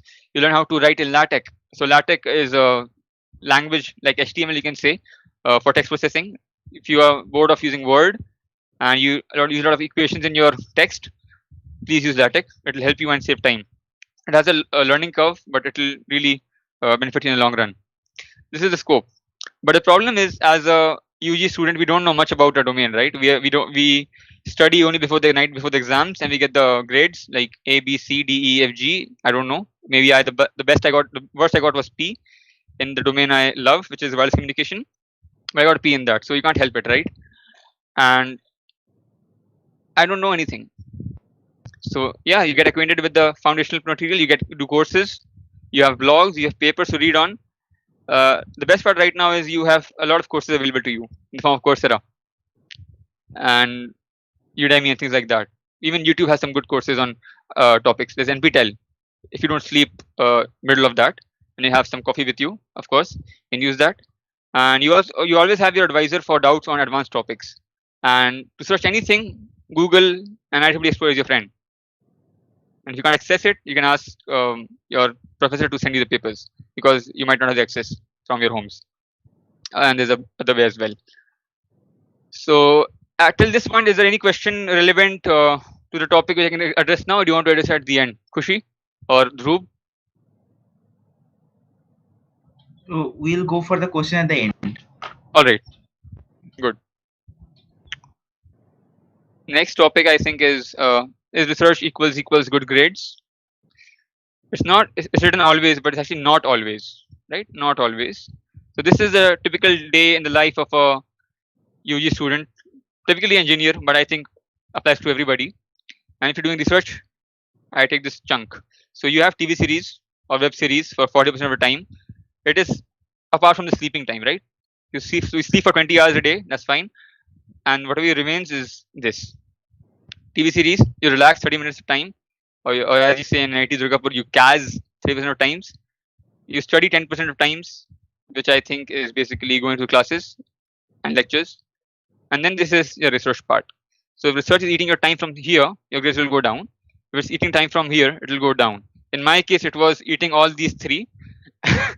And my grades really went down the day I joined IEEE. So I word of caution, yeah, the time will be scarce and you have to manage it well so that it doesn't affect your grades. Because grades in the end matter a lot. If you have to go for higher studies, the first thing they see is grades. And your research comes a secondary thing because the qualifying factor is the grades. And research is like a cherry on top. Yeah, so research equals good grades? Not always. This is the question answered in one slide. Next we have, should you take an IEEE membership? Number one, IEEE membership gives you an IEEE email, right? So like my email is anikurrahman@IEEE.org. And the best part about such domains is that it doesn't go to the spam box that easily. Because you see the gmail.com, you don't have to pay anything for that to get that email ID. But for the membership of IEEE, you have to pay. Plus, they verify your existence as a person, not a bot. So right now, you see there are many fake accounts on Twitter. That's thanks to so many unverified Gmail accounts or Yahoo accounts there. But in IEEE, they verify your existence as a human being. So you don't click something like I'm a robot. No, you are not a robot. You can't be a robot and an IEEE member at the same time. So your mails do not. The probability of your mails reaching the spam is quite less thanks to the IEEE mail. So whenever I approach professors for collaboration or anything, I use my IEEE mail, and I can say from my experience it has helped me a lot. I always got a response within 2-3 days of business working days, so it's fine. It's always better than Gmail ID. But the problem is it expires when you don't renew membership. So have a backup every time before you plan to not renew your membership. But I urge that you do. Next, we have affiliation. So when you submit a paper or you mention the CV that you have IEEE membership, it adds a badge of honor kind of thing that yeah, you are serious in your technical career path and you want to be a member of technical societies. So earlier it used to be like IEEE is the best part is IEEE does not have any bar. It does not restrict anyone from joining IEEE. That's the best part. Like there's Royal Society and things like this which actually have a very high bar of entry. So being an IEEE member and getting all the benefits from there is really something we should be happy about. I mean, just imagine if IEEE made itself a closed entity and doesn't allow people to join without any referrals. I mean, you'll struggle with that, right? So when you're getting it for free, to some extent, students is very cheap for students. As a member and not a student member, it's actually difficult to get it. But if your job sponsors it or if your lab sponsors it, I would suggest you take a membership. That'll help you. Next point is discount. So if you're attending conferences or trainings, you get discount on that. Next is events. So once you're a member of IEEE, right, you can join local chapters like you have or sections. Like IIT Durgapur is the student branch. It comes under the umbrella of the IEEE Kolkata section, and Kolkata comes under the region 10. Region 10 is the APAC region, which comes under the world. So it's a global thing, but step by step. So you don't just jump to the global event. You go slowly and steadily, just like for a politician. So you start with local events, you go for national events, you go for global events, and that's how you build your reputation in the IEEE network. So you volunteer, you lead, and then you have your own network which you can use to have better events and for your own advantage. So like if you are applying to some university and you find that you have a contact from IEEE who's been in the university, just mail him and ask him how the professor is, and then you'll get a good feedback and honest feedback from that person. So it's all about people.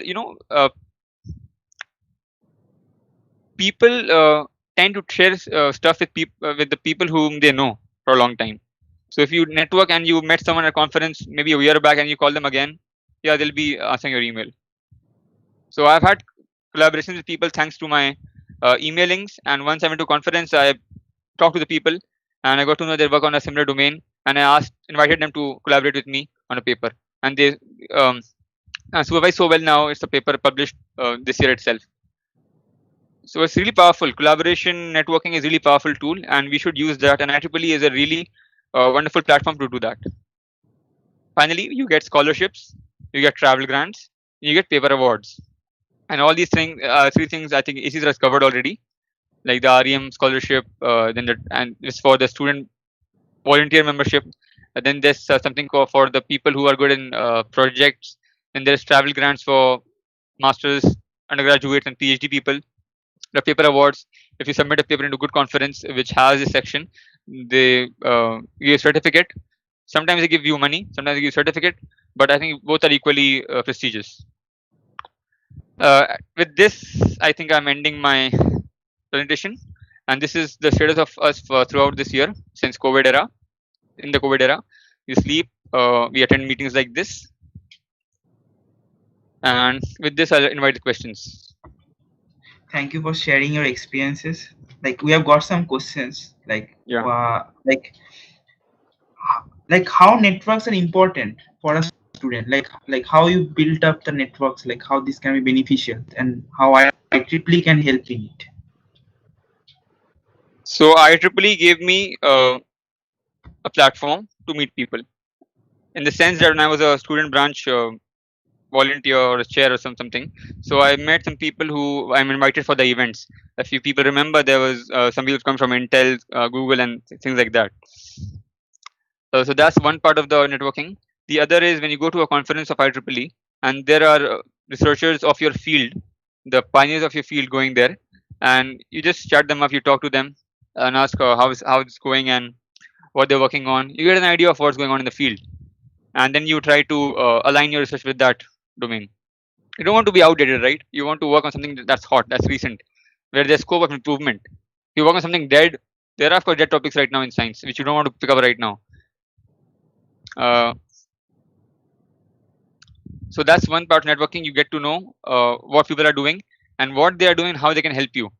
So that you have to figure out yourself as a person, like what is their affiliation, how they what can they be for you. I think I'm not able to put it properly. Let's say you meet a professor, right? As Azer said, you meet a professor in a conference, you ask them what they work on, you ask them if there are any openings, you ask them if they take PhD or MS people, you then ask if there are funding opportunities. So all the questions that you have, you can ask them at once directly. It's a first hand knowledge you're getting. It's not through any portal or any random blog or Quora. It's a genuine feedback from a person who has done it or who takes people in. Let's say like the scholarship part, like Mohit has applied. So I'm pretty sure before applying, he talked to the people who already got it to take some tips and tricks to write in the SOP and things like that to improve their chances of getting selected. So it all comes by networking. If you don't know people, you can't ask people. So to ask, you must know. So that's my answer for this question.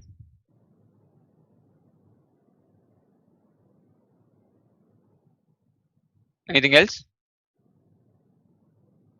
Or are you working again? Yes, as AC sir has also mentioned in his previous like when in session, like we are also interested to know how was like to attend HLF Hilderberg Forum for 2019.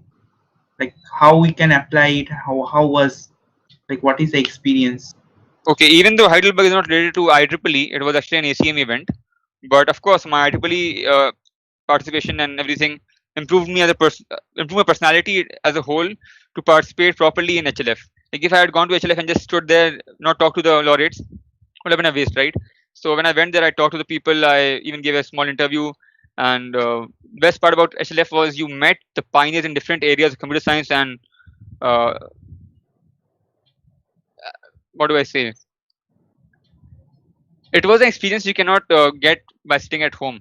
That's of course the first thing, and the feeling was so strong that it let me make a very how do I say, it's a very extreme extreme action to quit academia, to quit industry and join academia. So that 5 days of interaction prompted me to enter academia back to restart my masters and PhD and things like that. So I was stuck in a job after my undergraduate due to some reasons, of course. If I was privileged enough, I would have gone for a master's right after my bachelor's. But not everyone can do that. So you take some time over, you decide, you try to get some more money and things like that. But yeah, with the interaction I had at HLF, I was inspired enough and motivated enough to just dump everything and go for my master's. So if that answers the question, I'll be happy to understand. Looking back to your college, like when you enter engineering, like no one is like initially like no one is like to like I want to go into research, I want to go to technical. Is there any like defining moment that you decided that I will go for research, or that a moment that you always remember for your life in the college? Okay. So when I started as a human being, as a child, when I used to watch cartoons, I liked Dexter's Laboratory a lot, Dexter's Lab. And that time I thought I'll become a scientist and I'll make robots. That was my idea. I'll become a scientist and I'll make robots. Just two things. And when I entered IIT Durgapur, I thought I'm taking EC, so I'll be a robotics engineer and blah blah blah. And I tried to make robots. We tried to make a wheelchair. It failed miserably. And I thought we have to quit this and do something else. At that point, I went for this internship I talked about. There, I again worked on some robotics kind of things, but algorithmically, not hardware wise.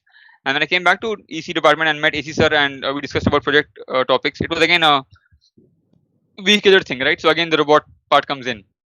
But the difference was now I don't work on the robots, but I work on how the robots talk to each other or how devices talk to each other.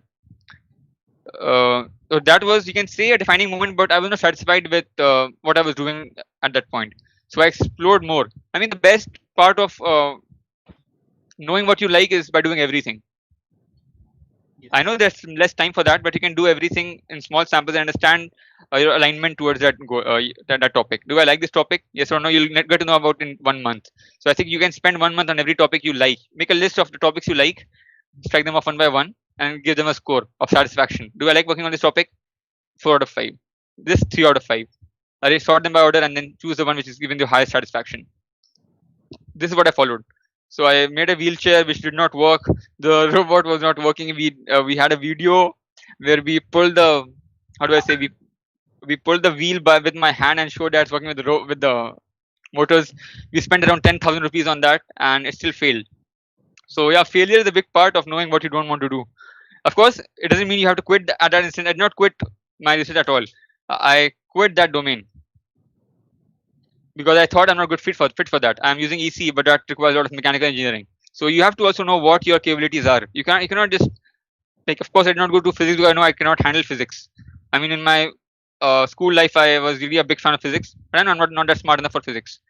That's very simple. So I took engineering. And so the question was, how did I come to know how research was right for me, right? Yes. Okay. So I did things, and when the thing which I did with Professor Chandra, the research we had, it led to some awards and some good experiences. I realized it's a good path for me, so I took that path. And now I'm still using wireless communication, but I'm more inclined towards the mathematics of it. So that's what has changed after I've left IIT Durgapur. Okay. Like the next question is like, when and why did you decide to shift from ISC Bangalore to a different university for your higher study? When and why? A good question. So at IIC Bangalore, I was working on the 5G test bed, which is actually a software-based work where we are trying to make base stations. The code, writing the code for base stations. It's in C, so it's more of a software development work, right? And I joined it in March, and I planned to do it for 4 months before I going for my masters.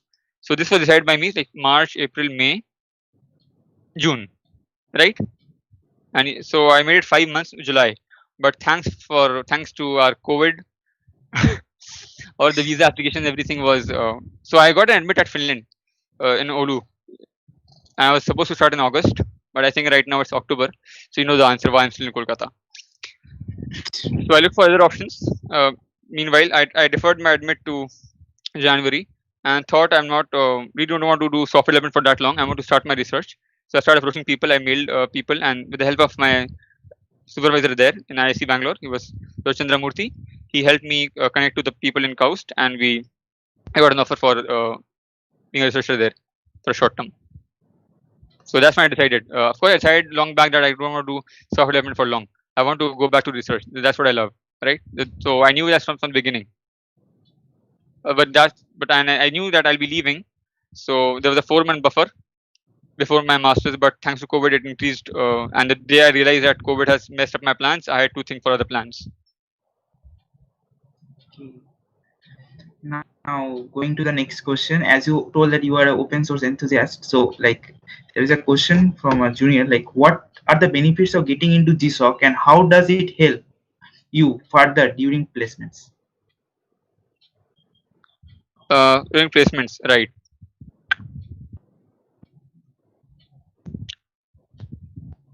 I did not sit for many placements, to be honest. I only sat for like one company. Seriously, which I do regret right now. I shouldn't have sat for that as well and go for my masters right away after my bachelor's. But anyway, GSOC as a whole lets you understand how software development works and how you collaborate with people. And that's all GitHub is about. When you do an open source project, you make issues, you create issues, and you assign them to people, and then they do the things, and you integrate to the final code, and you have your own part, of course, in the code. So the management taught me a lot about project management. Code management taught me project management, and that taught me management as a whole. And that is really a value which you'll understand when you join the industry, because it's all about managing projects and managing yourself and a time there. And how does GSOC help? So yeah, you add a tag in your CV. Second is you get LORs from the guy you worked under in GSOC. Third is the experience you got by working on a project. And fourth is you get an alumni base of GSOCers. Just like you have an IEEE group right now, you have a group of GSOCers. And you have that network which you can use to your advantage. So this is all I can say. But about jobs, yeah. So they also get a referral thing they had. I think last year they discontinued it. So you can't get a job at Google just by doing GSOC. But they allow you to take part in the competitions, and that holds some weightage when you apply to Google. If you don't have, my answer is not convenient enough, you can ask more questions on that. But I don't know if IEEE is a good platform to discuss GSOC. Sorry. No, it's fine. It's fine. What advice would you like to give to your juniors, especially freshmen and sophomores, regarding their career choice, whether it would be in the field of research or in the industry? Okay, so if you are creative enough, don't waste your creativity in industry. If you're not creative, do whatever you want. So yeah, creativity is a gift. So treat it like a gift and do good for the world. And you can do that by being in industry and also in academia. But academia gives you more freedom to work on the topics you like. So like I was working on a library which was written before I was born. I was maintaining that, which was quite frustrating for me. So yeah, industry was not made for me. That's what I realized. But does not mean that I'll not join industry again. I will, when I know what I'm going to work on. It's not going to be a black box that I'll join for something and then they gave me some other task. It has to be well defined before I join. That this is what you're going to work on, right? And that aligns with your goals is good enough. So it's all about being a part of. So we all are like there's a big gear system and we are just a cog in the whole system. If we die, it doesn't matter, right? We are nothing. But while we are alive, while we are doing something and it makes us happy, that's all is worth living for. So that's it. Do what makes you happy. The choice will be difficult, but you do what makes you happy. Yes, that's important. So coming to the next question, what advice would you like to share with anyone pursuing a research-oriented career? You mean career as in UG days or a master's or a PhD? What do you mean to say by this? Can you please know? Like one like they want to do research as well as they want to be in an industrial kind, like they want this Mhm. kind of thing. Yeah, the best way to do that is by doing internships time to time to keep track of what's going on in the industry and having collaborators in the industry. That's one way. So one of my papers which I did was with an industry collaboration with a person who's in industry right now. So that's important. If you are working on something hot and valuable to the, to make money, then industry will jump in and will help you in the research. So, and the advice for the researchers is kind of, I don't think I'm in a position to give advice to researchers right now because I'm just starting out. I've not even finished my master's. I'll be starting very soon, hopefully. Fingers crossed for that. If all the visa and everything is cleared well. But yeah, I'm not in the position to give advice. But if you ask advice for the undergraduate people, I'll just say what I said earlier: experiment as much as you want. Experiment with yourself and what you like, and find out what you like. There's no other way to do that. There's no shortcut to it. Now we have next question from Shreyan Datta. How do Mhm. you make the most of this pandemic as aspiring researchers or one who are just entering in this field? Need some tips. Please come again. I want to hear it again, please. Once more, the question. Okay. How do you make the most of this pandemic as aspiring researcher or ones who are just entering into this field? Need some tips. Okay, first of all, stay alive. Stay alive. Second is take your time. There's no hurry. There's no rush. I've tried. I was quite shocked in the beginning when people were doing Coursera courses one by one and then sharing their service on the LinkedIn platform, thinking that if you finish a course, you know a lot about it. But let me tell you, hack for that. All the Coursera courses, they have assignments, right? And all the Yes. assignments have their solutions posted somewhere in GitHub. There is a Yes. GitHub repo for all the Coursera courses. You get hold of it, you finish the assignments, you get the grades, but what do you learn? Nothing. So learning is a good way forward to learn something. So you have to narrow down the topic. You don't think pandemic is for exploring everything because you're not mentally stable. Like if you ask me, and I'm void of human contact, not human contact as such, but yeah, I'm used to be around people. But now I'm just around my family, so I'm still sane. But if I was, let's say, I was in a closed room with nobody around me, I would have gone mad. So first thing is stay alive. Second thing is stay sane. And third thing is again do what makes you happy. And you make a plan. You make a short-term plan. Like I know Shreyan personally, so I would suggest that you make a short-term plan of what you want to do in the by that time, let's say January, and then divide the task into multiple months and attack each of them separately in each month without thinking about what's going to happen next month. So that will help you with some mental peace. And yeah, so if you have the points and you want to learn something, let's say you're working on game theory, so you need to get some foundations on that, right? So you write down, make a Gantt chart, let's say, make a Gantt chart and write, I want to do learn game theory within these few weeks. Then I start reading some papers. Then I start doing my actual research. I'll write a problem formulation. So you have to plan. You have to plan really nicely so that your time is not wasted. That's it. Nothing else is required right now. Stay alive, stay sane, plan. That's it. Yes. Okay. Our last question. Looking back at your college life looking back at your college life, is there anything that you feel you should have done differently or something you regret doing?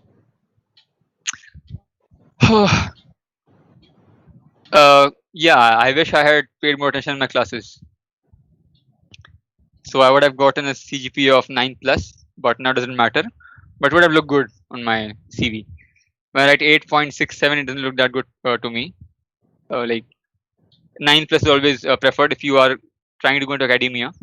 I've had some problems with this. I faced some issues because of my CGPA, even though it was good enough. But even though I had papers along with me, so I'll tell you a story. I think I didn't mention it earlier. So in my college life, I was diagnosed with an acute case of hyperactive paper publishing. I wrote so many papers in that time. Like I think I set a bar already for the juniors. I think I wrote 10 papers by the end of my undergraduate life, out of which one was a journal paper. So I realized it was too much, and one of my friends told me that you write papers aimlessly, because I didn't apply for masters then. So it's like aimless to write papers, right? Because you write papers to get masters. So I didn't think about my masters then, but I thought it's adding to my CV anyway. So someday it'll benefit. So I regret not applying for a masters in my last semester. Like people do that. People apply in their final year for their masters. I didn't do that. So if I had done that, I would not have had the experience of industry, and no, that's not made for me as such. So I don't know if it's a regret or not, but it's an experience which will be with me for the rest of my life. And any other things? Yes, I wish I had made more friends. I made many friends, but I wish I had made more friends. That's it. Thank you for talking with us, sharing us your valuable experience. Is that it? No more questions? Like, I I don't. think I'm out of time or what?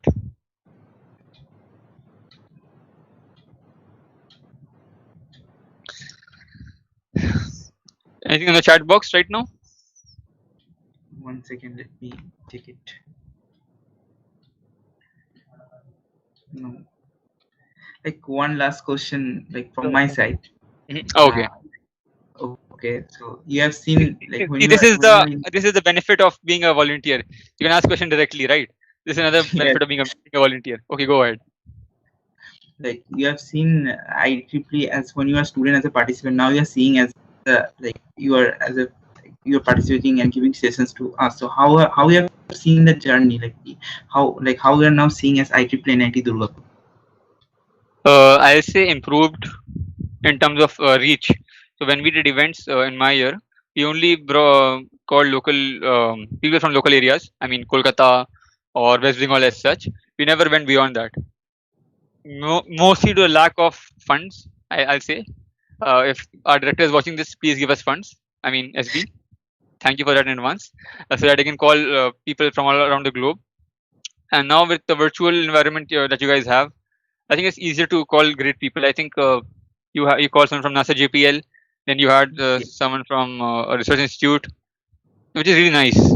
And now I could join from home. I mean, I wish it was not virtual. I would have come to Durgapur. It was a 4-hour journey for me. But anyway, so the journey of being a student to being a professional right now, and I'll be student soon.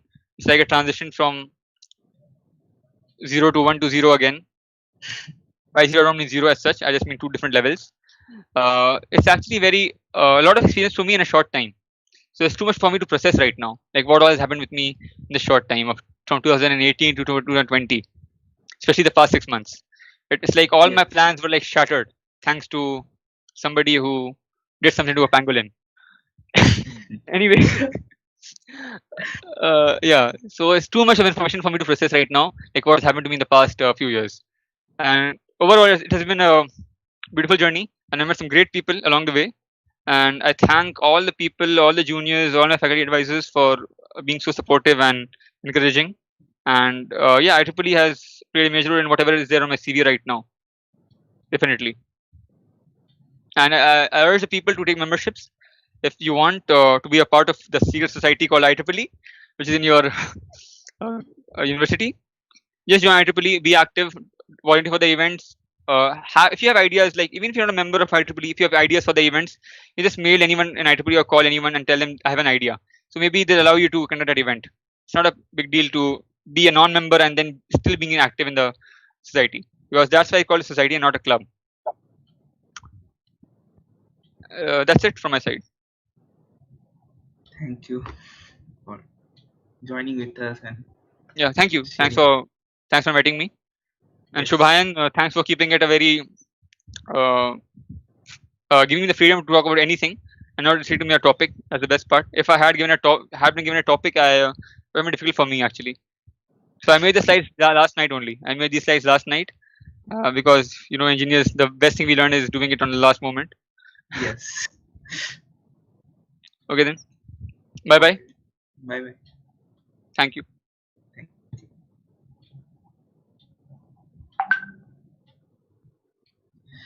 Like this was our end of a session with Anikur Rahman, like one of our leading figure from like who has established, like one of the main figure behind establishing our club and driving force. And even after being in a very busy schedule, he participates in, and whenever we ask for his advice, he gives us. Thank you for sharing your views.